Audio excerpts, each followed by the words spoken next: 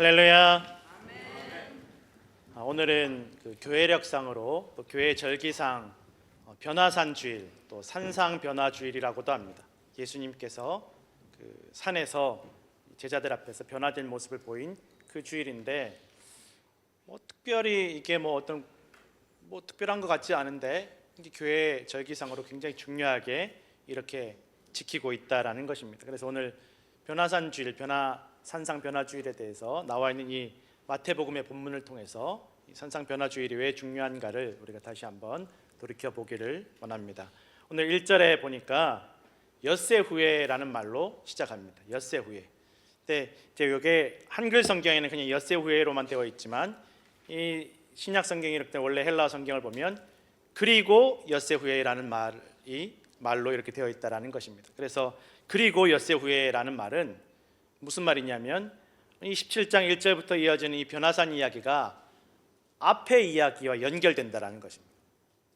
이것만 봐서 되는 게 아니라 앞에 흘러온 이야기와 연결해서 이 이야기를 이해해야 된다라는, 그래서 그리고 엿새 후에, 그러니까 엿새 전에 있었던 일, 약 일주일 전에 있었던 그 사건들과 연결해서 오늘 이 이야기를 이해해야 된다라는 것입니다. 우리가 사실은 사람 간에도 여러분 어떤 한 사람을 이해하는 것은 지금 당장 내 눈앞에 보이는 모습만 이해해서 되는 것이 아니라 그 사람의 과거와 현재와 미래까지도 다 생각하고 그 사람을 이해해야 된다는 것입니다. 저분이 과거에 어떤 인생을 살아왔을까? 어떤 가정에서 자라서, 어떤 환경에서 자라서 저런 생각과 또 저런 말을 할 수 있을까? 그 과거를 이해하고 또 현재 지금 어떤 상황에 처해 있을까? 지금 혹시 어려움이 있지는 않은가? 또 무슨 괴로움이 있지는 않은가? 그리고 또 이분이 앞으로 어떻게 될까? 앞으로 더 좋아지지 않을까? 앞으로 언젠가 또 훨씬 더 나은 사람이 되지 않을까? 또 누군가를 우리가 이해할 때는 과거와 현재, 미래를 다 보지 않을 수 없다라는 것입니다. 마찬가지로 성경 말씀도 우리가 이어지는 그 흐름을 이해하지 못하면 그 한 부분만, 당장 눈에 보이는 그 부분만 보면 오해하기 쉽고 길을 잃어버리기가 쉽다라는 것입니다.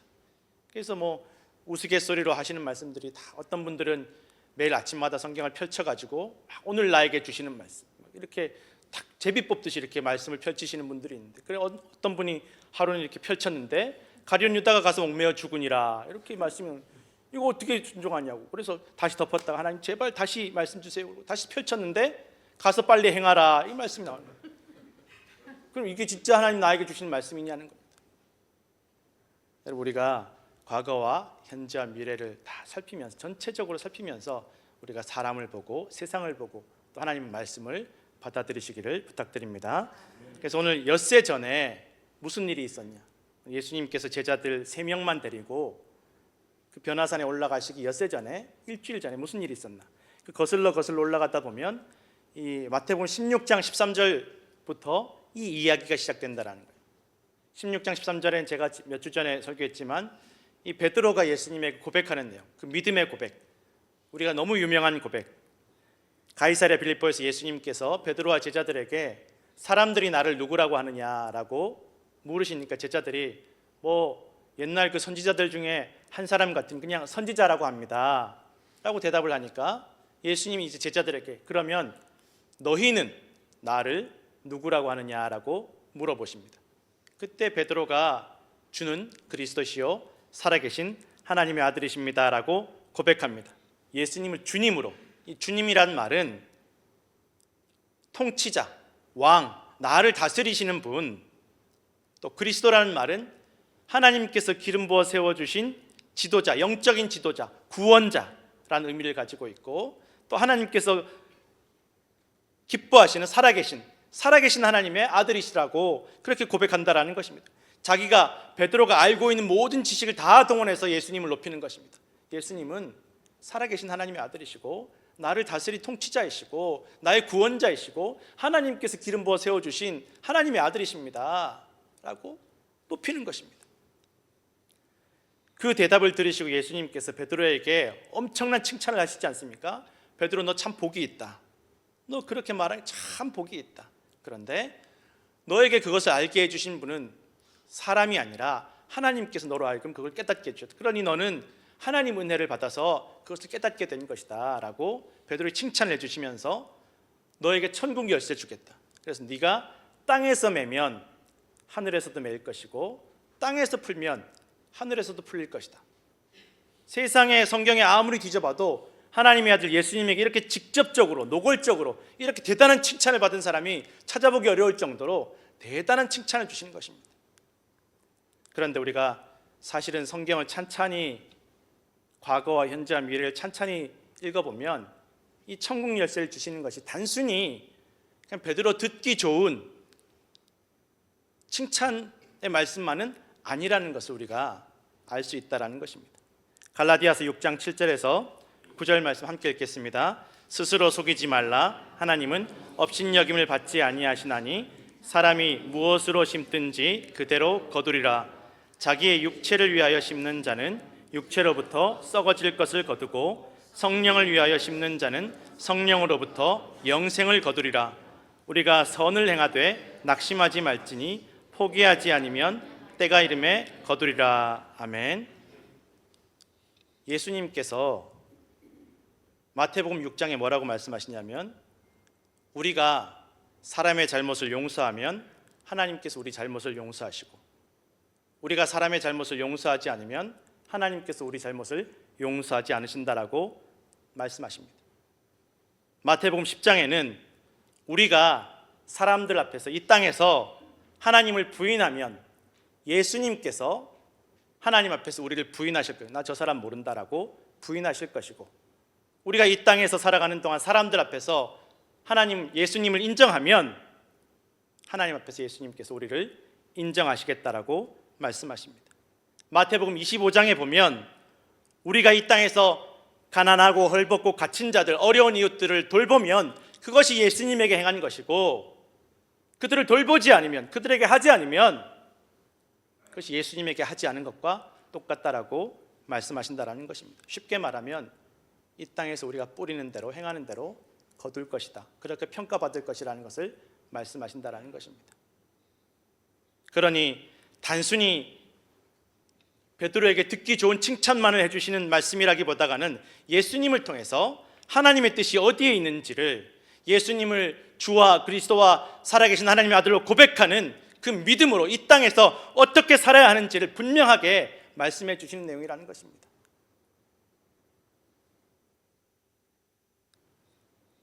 그리고 바로 이어서 예수님께서 제자들에게 처음으로 공개적으로 말씀하십니다. 내가 이제 예루살렘에 가서 장로들과 대제사장과 서기관들에게 고난을 당하고 죽었다가 사흘 만에 다시 부활하실 것이라고 말씀하십니다.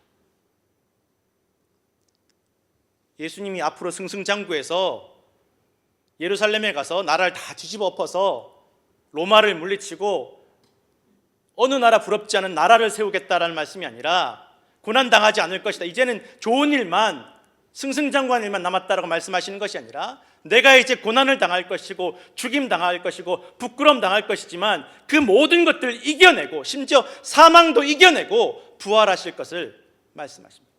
그러니 고난도 문제가 되지 않고 죽음도 문제가 되지 않는다라는 것을 제자들에게 가르쳐주고 계시는 것입니다. 그런데 그 말씀을 듣고 베드로가 예수님에게 항변했다라고, 예수님을 붙들고 항변했다라고 성경은 기록하고 있습니다. 붙들고 항변했다는 말은 이게 점잖게 표현해서 붙들고 항변하는 것이지 좀 직접적으로 번역을 하면 화가 나서 예수님을 쥐고 흔들면서 화냈다라는 거예요. 그러시면 안 된다고, 그런 일 절대 일어나면 안 된다고, 왜 그러시냐고. 방금 전에 베드로가 예수님에게 뭐라 그랬습니까? 예수님은 나를 통치하시는 분이시고 왕보다 더 높으신 분이시고 살아계신 하나님의 아들이시고 하나님께서 기름 부어 세워주신 우리 영적인 지도자라고. 그런데 지금 예수님 말씀 한마디 끝나자마자 베드로가 예수님 붙잡고 흔들면서 그러시면 안 된다고. 이게 앞뒤가 안 맞지 않습니까?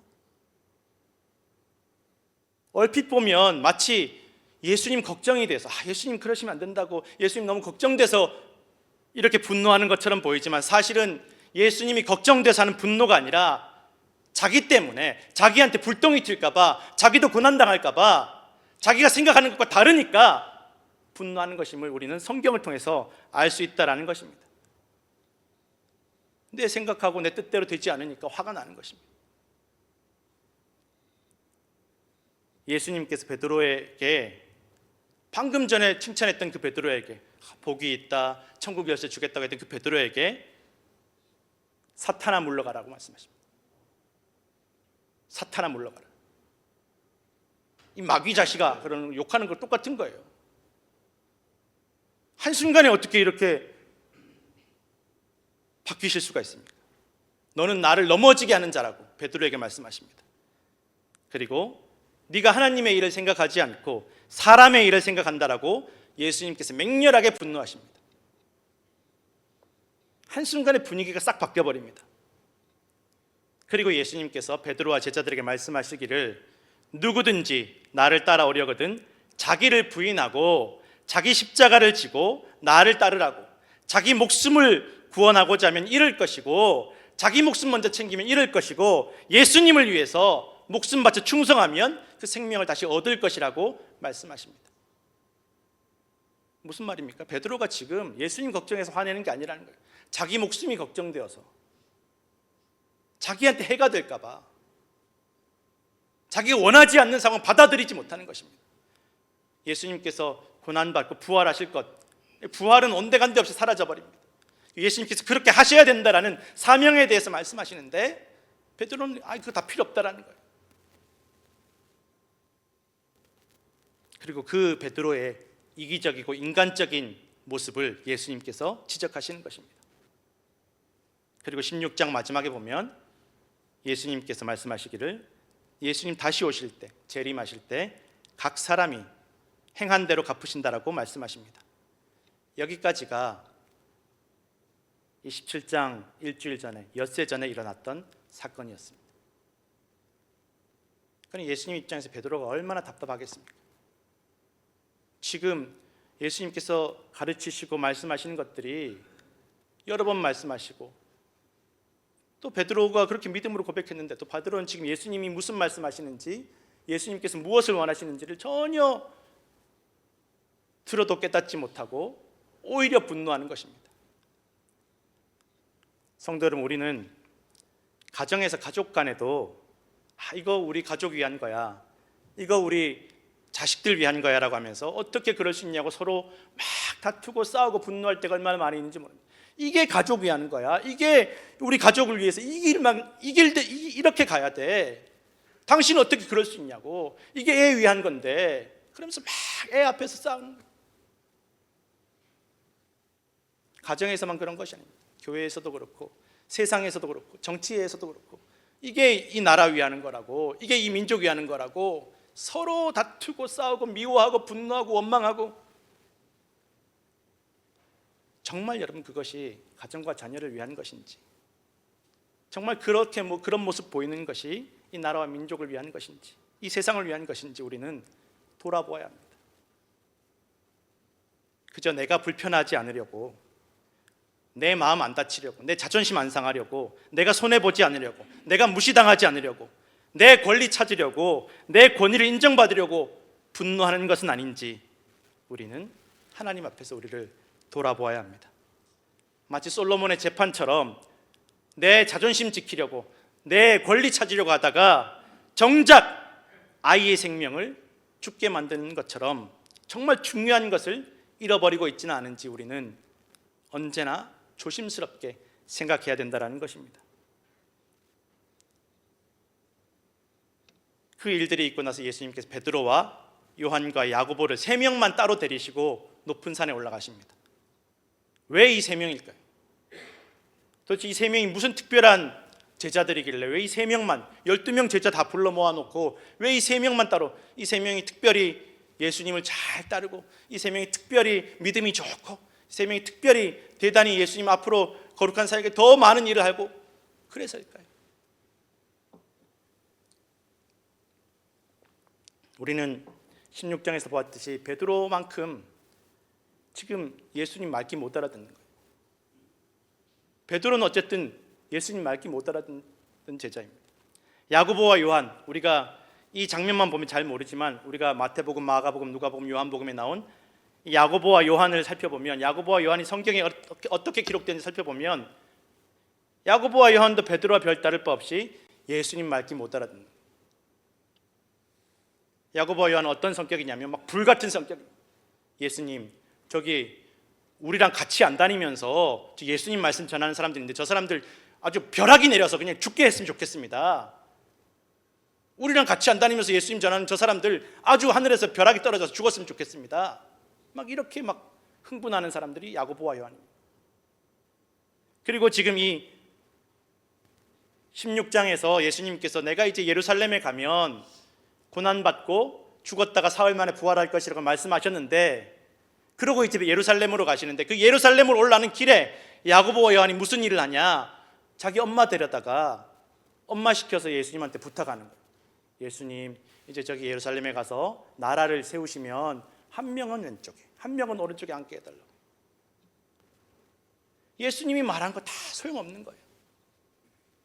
말귀 못 알아듣는 거예요. 깨닫지 못하는 거예요. 일부러 안 들으려고 하는 건지 어떻게 이렇게 귀를 막고 있는지 모르겠다라는 것입니다. 그러니 베드로와 야고보와 요한은 여러분 정말 특별하게 귀한 제자들이라기보다는 정말 특별하게 말 안 듣는 제자들, 정말 특별하게 못 알아듣는 제자들.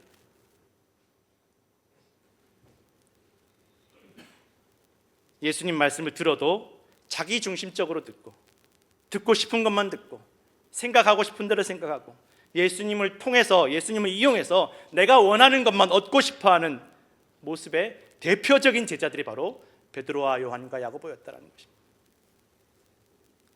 그리고 그 제일 말 안 듣고 제일 못 깨닫는 제자들에게 땅의 일만 생각하고 자기 일만 생각하는 그 세 명의 제자들에게 예수님께서 높은 산에 데리고 가셔서 지금 그들의 눈앞에서 영광스러운 모습으로 변화되는 모습, 빛나는 모습으로 변화되는 모습을 보여주십니다. 그러면서 예수님의 영광은 이 땅의 영광이 아니라 하늘의 영광, 영원한 영광임을 눈으로 보여주시는 것입니다. 좀 보고 깨달으라는 것입니다.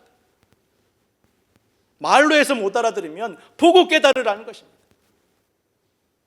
모세와 엘리야와 함께 있는 것, 유대인들이 제일 존경하는 모세와 엘리야, 그러나 그들조차 죽음을 이기지 못했던 그 모세와 엘리야도 예수님께서 불러내실 수 있는 그 권능과 능력을 가지고 계심을, 이미 오래전에 죽었지만 그들조차도 예수님께서 생전의 모습과 똑같은 모습으로 불러 올리실 수 있는 그 능력이 예수님께 있음을 보여주시는 것입니다.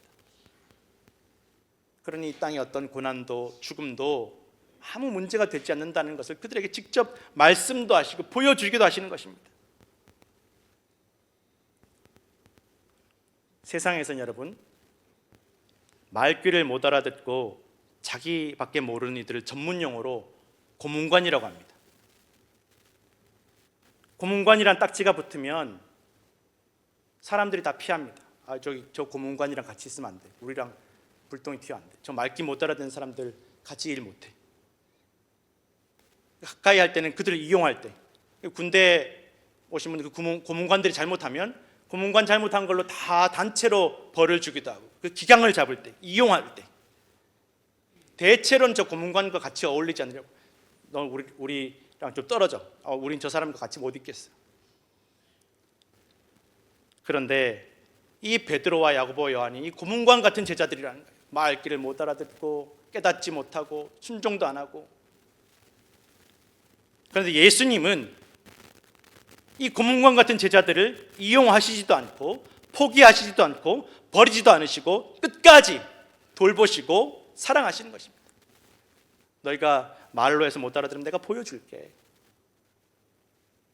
난 너희 버리지 않아. 난 너희 포기하지 않아.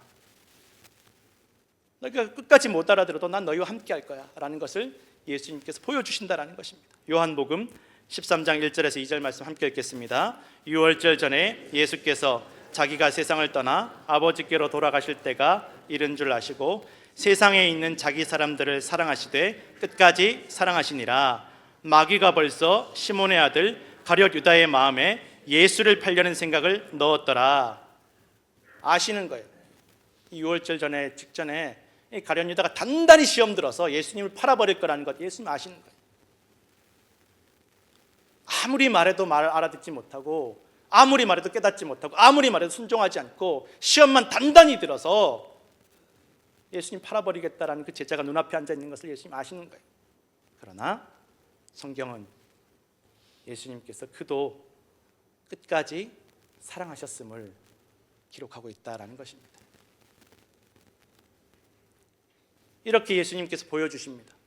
변화산에서 영광스러운 하늘 영광의 모습으로 바뀌시고 빛나는 모습으로 바뀌시고 모세와 엘리야도 다시 불러 올리실 수 있는 그 능력을 보여주시는데 이 베드로는 또 엉뚱하게 받아들이는 거예요. 예수님이 뭘 원하시는지를 생각하는 것이 아니라 예수님 여기가 너무 좋습니다. 여기 초막셋을 짓고 여기서 살겠습니다. 동문서답하는 것입니다. 어떤 학생이 교회에서 설교를 듣고 예배를 듣고 있는데 목사님이 막 이제 설교하시는, 천국은 이렇게 좋고 사망과 죽음이 이제 없고 영원한 생명 가운데 영원한 기쁨 가운데 살고 너희가 다시는 아픈 곳이 없고 이 천국이 너무 좋다라고 설교를 한참 하시고 나서 학생들에게 야 너무 천국 좋지, 그러니까 우리 다 같이 천국 가야지 그랬더니만 학생 한 명이 난 안 가요. 나 안 갈래요. 왜? 천국 이렇게 좋은데 왜 안 가? 그랬더니만 엄마가 교회 끝나고 딴 데 가지 말랬어요. 엄마가 교회 끝나고 빨리 집에 오라 그랬으니까 나는 천국이고 뭐고 안 가요. 여러분, 베드로나 야고보나 요한이나 이 수준입니다. 이 수준. 다른 제자들도 크게 다르지 않습니다. 여러분, 우리도 별 다르지 않습니다. 예수님 말씀하시는 것, 예수님 보여주시는 것, 예수님께서 가리키는 것 그거 보지 않고 자꾸 여기서 막 괴로워하고 분노하고 속상해하고 낙심하고 막 조금만 고난 당하면 큰일 날 줄 알고 이거 죽으면 어떡하나 걱정하고, 그러나 예수님께서 그 제자들을 포기하지 않으시고 버리지 않으신 것처럼 우리도 포기하지 않으시고 버리지 않으신 줄로 믿으시기 바랍니다. 그렇게 베드로가 또 동문서답하고 엉뚱하게 생각할 때 하나님의 음성이 들립니다. 하나님께서 직접 임재하십니다. 얼마나 보시다 답답하시면 이렇게 하나님 직접 내려오실지 모르겠습니다. 내려오셔서 이는 내 사랑하는 아들이요 내 기뻐하는 자니 너희는 그의 말을, 예수님 말을 좀 들으라는 것입니다. 들으라는 말은 원래 그냥 귀로만 들으라는, 소리 들으라는 말이 아니라 깨닫고 순종하라는 의미가 포함되어 있습니다. 지금 즉시부터 듣고 깨닫고 순종하라는 것, 예수님 말씀을 좀 듣고 깨닫고 순종하라는 것입니다. 성도 여러분, 성경은 모든 인간의 문제, 이 문제의 뿌리가 어디에 있느냐? 바로 사람이 하나님 말씀을 듣지 않고 순종하지 않는 데서부터 이 모든 죄악이, 문제가 시작되었음을 분명하게 밝히고 있다는 것입니다. 사람들은 문제가 뭐냐? 왜 신앙생활하면서 이렇게 힘드냐? 하나님이 내 기도 안 들어주시고 내 말대로 내가 원하는 거 안 들어주시고 내 말대로 안 움직여주셔서 이게 문제라고. 신앙생활의 성공은 하나님께서 내 기도대로 들어주시고 내가 하고 싶은 대로 하게 해주시고 내가 원하는 대로 하나님께서 내 말대로 움직여주시는 게 성공이라고 착각한다는 것입니다. 진짜 신앙생활의 성공이 어디에 있습니까? 우리가 하나님 말씀을 듣고 깨달아 순종할 때, 그것이 신앙생활의 성공이라는 것입니다. 그러니 착각하면 이 문제가 계속 반복이 됩니다. 진짜 문제는 우리가 하나님 말씀, 예수님 말씀, 이 기록된 말씀, 수천 년간 내려온 이 말씀을 들으려고 하지 않고 보려고 하지 않고 들어도 깨닫지 못하고 깨달아도 순종하지 않는 데 있음을 성경은 분명하게 말씀하고 있습니다. 신앙생활의 진정한 승리는 우리가 하나님의 말씀을 듣고 깨닫고 순종하는 것임을 믿으시길 바랍니다. 마태복음 7장 24절에서 27절 말씀 함께 읽겠습니다. 그러므로 누구든지 나의 이 말을 듣고 행하는 자는 그 집을 반석 위에 지은 지혜로운 사람 같으리니 비가 내리고 창수가 나고 바람이 불어 그 집에 부딪히되 무너지지 아니하나니 이는 주추를 반석 위에 놓은 까닭이요 나의 이 말을 듣고 행하지 아니하는 자는 그 집을 모래 위에 지은 어리석은 사람 같으리니 비가 내리고 창수가 나고 바람이 불어 그 집이 부딪힘에 무너져 그 무너짐이 심하니라. 아멘. 성도 여러분, 오늘 수요일부터 예수님의 고난과 부활을 기억하고 우리의 몸과 마음을 정결하게 하는 사순절이 시작이 됩니다. 하나님, 이 사순절에, 이 고난 주간에 내 기도 좀 들어주시고 내 말 좀 들어주십시오 라고 기도하는 것이 아니라, 하나님, 이 사순절 기간 동안 우리가 주의 말씀을 듣고 깨달아 순종하게 하옵소서. 이 기도의 사순절이 되시기를 간절히 부탁드립니다. 그리할 때에 무슨 일이 닥쳐도 고난과 어려움 당하지 않는 것이 아니라, 부끄러움 안 당하는 것이 아니라, 싫은 소리 안 듣는 것이 아니라, 고난을 당하고 부끄러움 당하고 싫은 소리 들을지라도 넉넉히 감당하고 그들을 오히려 더 사랑할 수 있고, 죽음을 만날지라도 다시 부활하는 그 소망이 우리에게 있음을 믿으시기 바랍니다. 신앙생활에 승리하시는 성도들 되시기를 간절히 축원합니다.